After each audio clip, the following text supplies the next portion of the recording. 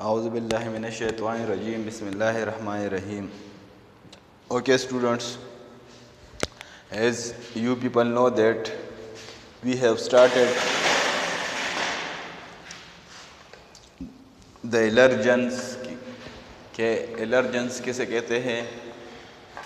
फिर उसके बाद हमने स्टार्ट किए थे कि डिफरेंट टाइप्स ऑफ एलर्जेंस। तो in today's lecture in pharmacognosy we will study the type of allergens, that is ingested allergens. As the name indicate कि ये वो allergens होते हैं जो हम ingest करते हैं।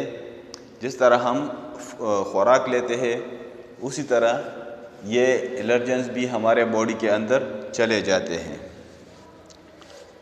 कि जब हम खुराक खाते हैं, खाना खाते हैं, तो उसमें ऐसे एलर्जेंस होते हैं जो हमारे बॉडी के अंदर चले जाते हैं और वो एलर्जी काज करते हैं। तो इसको हम इंजेस्टेड एलर्जेंस कहते हैं।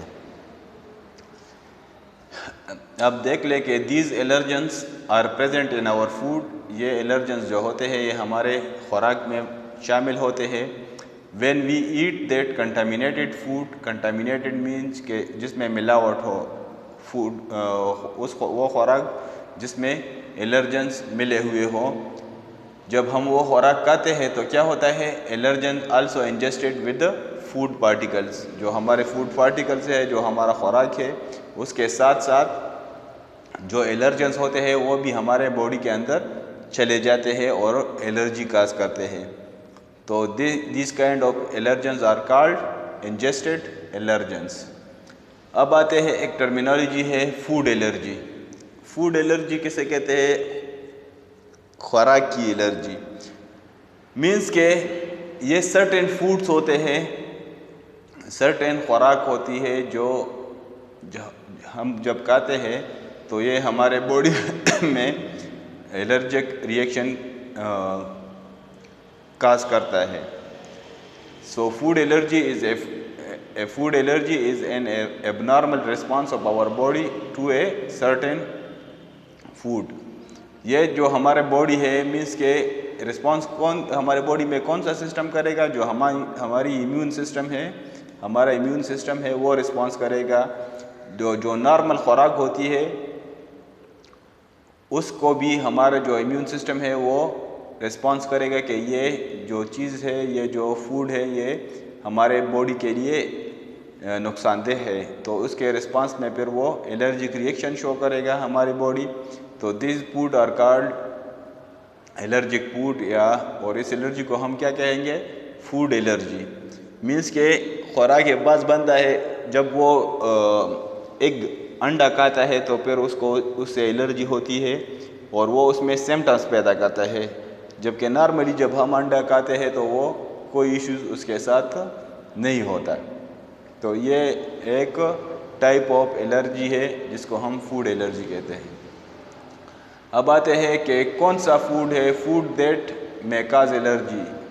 वो कौन से फूड है जो एलर्जी काज कर सकता है, foods that may cause allergy. तो इसमें मिल्क, बाज़ बंदों को जो है ना मिल्क से एलर्जी होती है। जब वो दूध पीते हैं तो उसमें एलर्जिक रिएक्शन होता है। और एग्स, जिस तरह पहले मैंने डिस्कस किया है कि एग्स को भी बहुत सारे लोगों से को एलर्जी होती है, एग्स से भी। सोयाबीन है, वीट गंदम है, पीनट है, ट्री नट है, फ़िश, शेल फिश, ये जो डिफरेंट टाइप्स ऑफ फूड्स है, इसको बाज़ लोगों को एलर्जी होती है। जब वो खाते हैं तो इसमें वो एलर्जिक रिएक्शन शो करता है और इन फूड से फिर बचना चाहिए उन लोगों को। अब आते हैं कि सिम्टम्स ऑफ फूड एलर्जी। जो फूड एलर्जी है इसके सिम्टम्स क्या होते हैं। तो नॉर्मली जो एलर्जिक रिएक्शन में started within minutes to an hour after ingested the food. जब हम खुराक खाते हैं तो जो साइन एंड सिम्टम्स है वो मिनट्स मीन्स के जल्दी भी शुरू हो सकते हैं और 1 घंटे तक भी ले सकता है। और जो मोस्ट कॉमन सिम्टम्स है वो क्या है, जो फूड एलर्जी की वजह से सिम्टम्स काज होते हैं, वो मेनली क्या है, वोमिटिंग। आप लोग जानते हैं वोमिटिंग किसे कहते हैं, उल्टियों को। इसके अलावा डायरिया भी हो सकता है, और क्रैम्प्स, मरोड़ भी पेट में आ सकता है। Hives is also a type of rashes, swelling आप लोग जानते हैं। एक्जिमा, रैशेस, इचिंग आप जानते हैं, एंड स्वेलिंग ऑफ लिप्स, जो लिप्स और टोंग और माउथ है वो सोजिश होती है उसकी।